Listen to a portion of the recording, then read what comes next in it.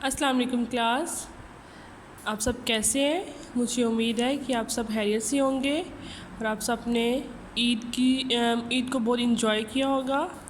اچھا جی، چلیں آج ہم لوگ اپنا سلیبس بک سے سٹارٹ کرتے ہیں۔ آپ جلدی سے میرے ساتھ اوپن کریں۔ اچھا جی، آپ میرے ساتھ پیج نمبر 13 اوپن کریں، ٹھیک ہے جی۔ تو آج ہمارا ٹاپک ہے باب صوم سیرت طیبہ صلی اللہ علیہ وآلہ وسلم، اور ہمارا عنوان ہے عام الفیل۔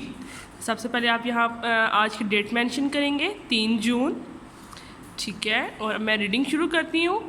آپ دھیان سے اس ریڈنگ کو سنیں گے اور بعد میں آپ اس چیپٹر کی ریڈنگ کریں گے۔ عام الفیل، جی تو بچوں سوال یہ ہے کہ عام الفیل کیا ہے؟ عربی میں عام کے معنی سال کے ہیں اور ہاتھی کو عربی میں فیل کہتے ہیں۔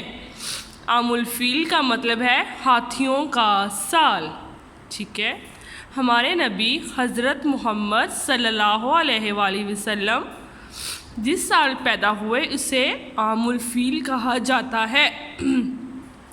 اس کی وجہ یہ ہے کہ اس سال ملک یمن کا گورنر ابرہہ ایک بڑی فوج لے کر خانہ کعبہ کو ڈھانے یعنی گرانے کے لیے آیا تھا، جس میں کئی ہاتھی بھی شامل تھے۔ نیکسٹ پیج اوپن کریں۔ اچھا جی، ابرہہ کے خانہ کعبہ پر حملہ کرنے کی وجہ یہ تھی کہ اس نے یمن میں ایک بہت بڑا گرجا یعنی چرچ بنایا تھا اور عرب قبائل سے کہا تھا کہ وہ خانہ کعبہ میں جا کر عبادت کرنے کی بجائے یہاں آیا کریں اور مکہ میں جا کر حج نہ کریں، لیکن ابرہہ کی بات کسی نے نہ مانی اور نہ ہی کوئی اس کے بنائے ہوئے گرجا میں عبادت کے لیے گیا۔ مکہ کے نزدیک پہنچ کر ابرہہ نے قریش کے سردار اور ہمارے نبی حضرت محمد صلی اللہ علیہ وآلہ وسلم کے دادا سے ملاقات کے لیے پیغام بھیجا۔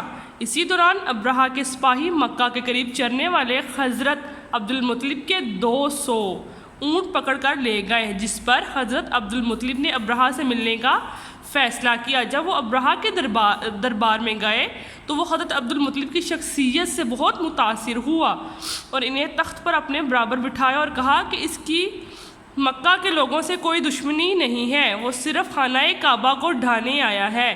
حضرت عبدالمطلب نے اسے ایسا کرنے سے باز رہنے کا مشورہ دیا لیکن وہ نہیں مانا۔ حضرت عبدالمطلب نے کہا کہ مکہ کے لوگوں میں اتنی طاقت نہیں ہے کہ وہ اس کی فوج کا مقابلہ کر سکیں۔ خانہ کعبہ کا مالک اللہ ہے اور وہی اپنے گھر کی حفاظت کرے گا۔ حضرت عبدالمطلب کے اس جواب پر ابرہہ نے ان کے اونٹ واپس کر دی اور کہا کہ مکہ کے لوگ شہر خالی کر دیں، جس کے بعد مکہ کے لوگ شہر خالی کر کے پہاڑوں میں چلے گئے تاکہ ابرہہ کے حملے سے محفوظ رہیں۔ ننھی چڑیاں اور ہاتھیوں کی موت۔ خدا کی قدرت دیکھیے کہ جب ہاتھی خانہ کعبہ کو ڈھانے یعنی گرانے کے لیے اس کی طرف بڑھے تو اللہ تعالیٰ نے ہزاروں ابابیلیں کسے کہتے ہیں؟ چھوٹی چھوٹی چڑیوں کو ابابیلیں بھیج دیں۔ ہر ابابیل کی چونچ میں چھوٹا سا پتھر تھا۔